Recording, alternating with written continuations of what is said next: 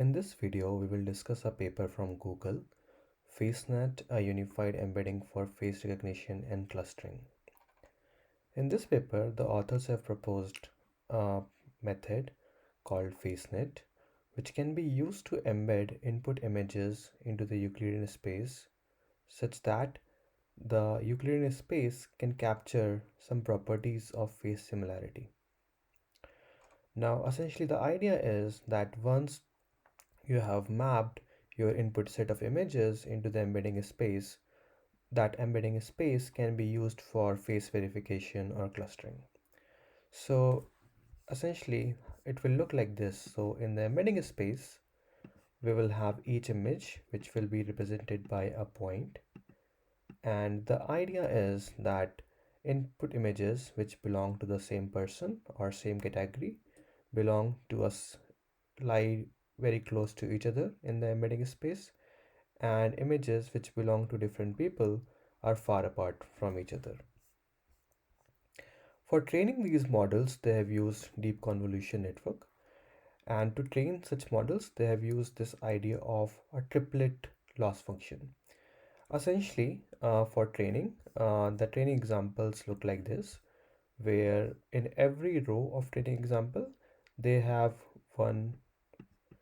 two set of images which are matching to one another, and a third image which is a negative example which is not matching to one another, and they call this training methodology as triplet methodology. Also, they have tested their algorithm on very famous datasets which are publicly available. Both labeled faces in the wild and YouTube faces datasets have been tested in various other papers as well, and they have shown some high accuracies on both these datasets. Essentially, they are trying to target to design a system which can be used for face verification as well as clustering. And they want to solve tasks like where you want to find if these two images belong to the same person, or if you want to recognize who is this person in a set of input images. Now, to learn this algorithm, they are using something called an L2 distance, which essentially is an Euclidean distance in the embedding space. So between a pair of points, so let's say if these are the points in the embedding space, let's call them x1 and x2. They compare something called an Euclidean distance, which is also called as an L2 distance between them. And based on this distance, they will learn as well as apply this distance when we are actually applying this algorithm in the production setting.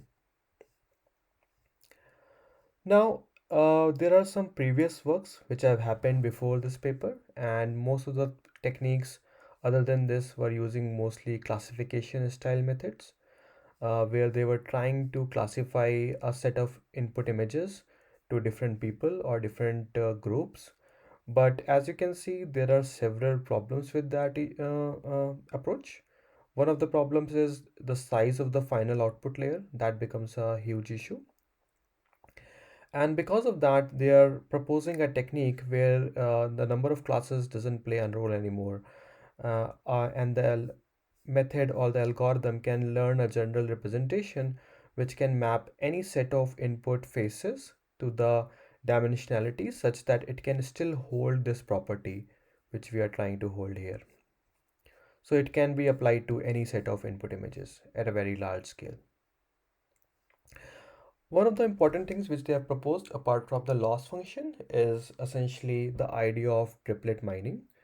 Now, as you can see, as we have described over here, the training set looks like this, where you have a set of anchor examples, like a set of matching pairs, and a third example, which is a non-matching pair. Now, the question is that how will you mine these non-matching pair? And in this paper, they have proposed two techniques to do that. We will go over them in more details. Prior to this paper, there are a couple of other papers as well, which have proposed similar techniques, but they have used either engineered feature or hand design feature. But this is the first paper which is using a fully end-to-end deep learning method to do this task of face recognition. Now in figure 3, they are giving a very nice overview of the end-to-end learning problem. Essentially, what is happening when we are initializing the embedding of our points in the embedding space. So you can imagine, let's say if we have a corpus of 10 million profiles initially based, and let's say we have a network, let's call it f of x.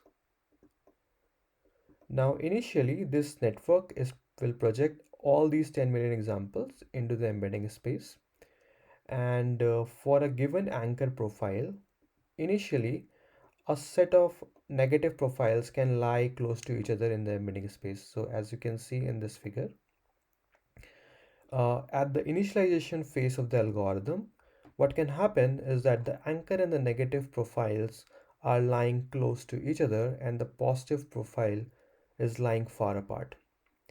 And the task of the learning algorithm is to slightly modify this configuration. Essentially, its job is to bring anchor and positive profile close to each other and keep the negative profile far from the anchor profile. So this is the overall setup.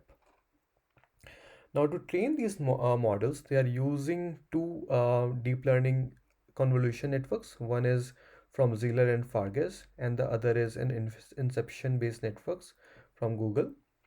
And the whole system is trained end to end. Apart from that, what they're also doing is they are trying to mine, or they are trying to generate the training data sets which has been transformed in different lightning condition or has been rotated just to give a rich set of training examples to the input learning model.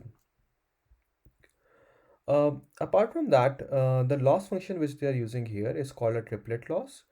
And the idea is that there is an embedding function. So the model looks like this. So there is an function f of x, which is our deep convolution model. Now what this model is doing, it's taking as input an image and it's projecting this input to an embedding space, to the Euclidean space, such that this vector has a unit norm. Now, essentially, what we are trying to do here is we are trying to compute the L2 distance between the anchor profile and the positive profile, such that the distance between the anchor profile and the positive profile is lesser than the distance between the anchor profile and the negative profile, as you can see in this plot. So this is what we are trying to achieve here. And if we combine everything, this is the overall loss function will look like. So we are summing over all the points in such that the distance between the anchor and the positive profile is minimized while it's still far away from the negative profile. Now, one of the issues here is that how we'll come up with a good choice for negative profiles, and how will we choose these profiles. So they have outlined a approach for that, which is called triplet selection. Now, the baseline approach which they have proposed is called uh, hard mining triplet selection approach, where essentially what they are saying is that for choose a positive profile for a given anchor profile which is lying closest or slightly far away from the anchor profile. So imagine a situation like this. So let's say we have an anchor profile, and this anchor profile has multiple positive profile which lie in this embedding space, but like at different positions in the embedding space. And let's say this one, let's say the P3 point is lying farthest away from the anchor profile. And there is this another negative profile, let's say, which is lying somewhere here, which is also lying within this subspace now, and it is lying like more nearer to all the other negative profiles. Now what they are trying to propose in the hard negative mining is choose this positive example which is far away from this anchor profile and reduce the distance between them, and choose this negative profile for this anchor profile and increase the distance between them. Now this looks like a very good idea, but there are a couple of issues with this. So one issue is that to do something like this, we have to go over the entire space of the input data, and that's very computationally expensive. The other issue is that there could be some data labeling issue. So for example, even though we are saying that this is a negative profile, for this anchor profile, there is a possibility that this negative profile is actually mislabeled.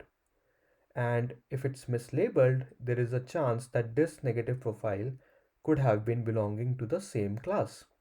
Now that will completely ruin our objective over here. To circumvent this problem and to solve this issue, the other approach which they talk about is called semi-hard triplet mining. Now, this idea is very similar to the idea which we have discussed before, but it's slightly different. So I'll explain what they're trying to say. So imagine a situation which is a similar situation. We have an anchor profile and there is a space around this anchor profile, and all the positive profiles are lying around this space, all the examples which belong to the same person. Now we draw a subspace around this anchor profile, and let's say if this distance is alpha, this is like the margin parameter which is defined in the triplet loss model.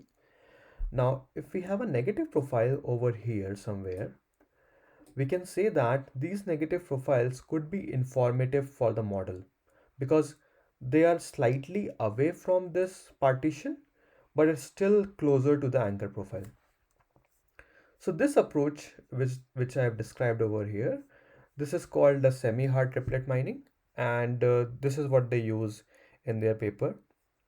And just to make sure the other point where we were talking about to go over the entire input space of data points, what they're trying to do is they are trying to do this mining or semi-hard triplet mining only within the batch.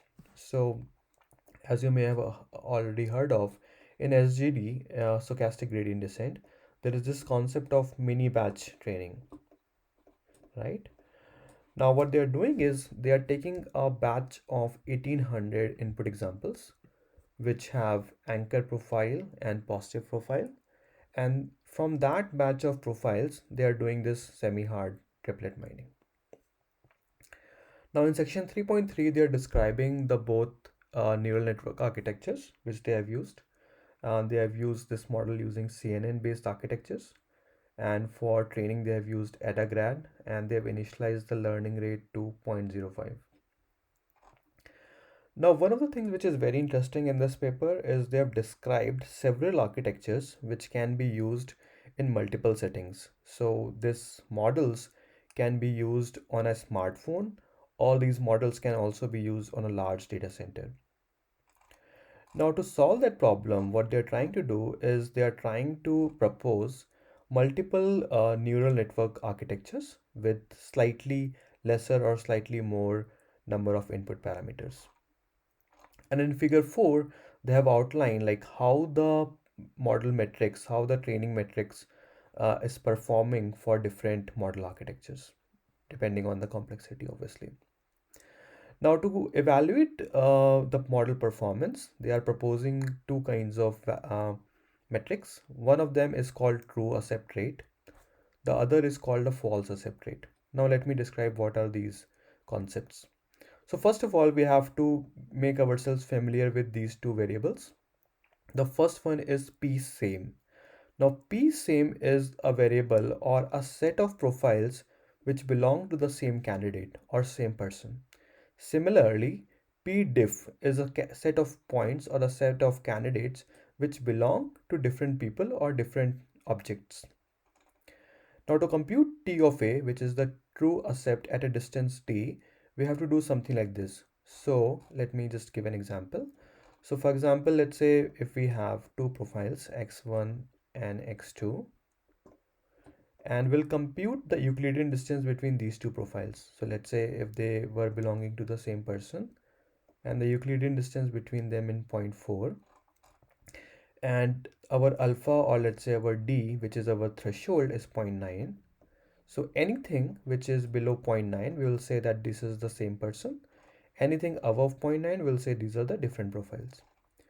Now, among this set of p same profiles, if there is a set of profiles x of y and x of j which are less than d, we will say that this is t of a. This is a true accept profile. Similarly, If we have a set of profiles which belong to the pdiff set, but again their distance is less than d, we call it a false accept because this is like a wrong accept for us. And finally, we'll compute a score, which is the ratio between our true accept rate over the whole set of p same profiles, and we'll compute a score of false accept rate based on the pdiff set. Uh, to do these evaluations, we do a sort of like a k-fold cross validation where we take a set of 200 images and we do a pairwise pair comparison between 1000, 100k, 100k images in a setting. And also to do some more robust experiments and robust testing, they have prepared a set of personal photos, which also come from the similar distribution like in the training dataset to do a final validation. And as you can see in this figure, they have shown like how different model architectures based on their computational complexity are performing in terms of the validation rate for a predefined false accept rate. In table 2, they have described the full architectures of the NN2 inception model, which is their most complicated model, and it's performing like the best compared to all other models which they're comparing as a baseline. In the follow-up sections, they have also did some comparison in terms of how their models are performing for different image quality. And as you can see, as we increase the quality of the images as well as the number of pixels, the validation rate slightly increases. Similarly, as they're increasing the size of the dimensionality, the model performance is slightly increasing. But at 128, it's not going like too much higher as we are increasing the dimensionality further. So in all these comparisons, in all these charts over here, they have used the model with 128 dimensionality. And in further section, they have also outlined like how the number of images is playing the role in terms of the validation, etc. Um, yeah, this is interesting. So figure 6, they have described some false accept rate and false reject examples. And these are some really interesting examples. Some of them are actually wrong because of some mislabeling. And in figure 7, they are designing some face clustering examples for a given candidate profile, how what kind of clusters that profile is generating in the embedding space. So overall, this is a very interesting paper in terms of if you want to design a face recognition or a clustering system. And I think the ideas in this paper can be generalized to other settings as well. For example, for products or catalogs or any item in general. And the other thing is that we can also apply this learning in settings where we want to learn a model for a mobile phone or for a large data center. So it's very general in that sense as well. So again, thanks a lot for watching this video. If you like this video, please hit the like button and add your comments in terms of if you have any feedback or suggestions. And please subscribe to my channel for more upcoming videos. Thanks a lot. Have a great day. Bye bye.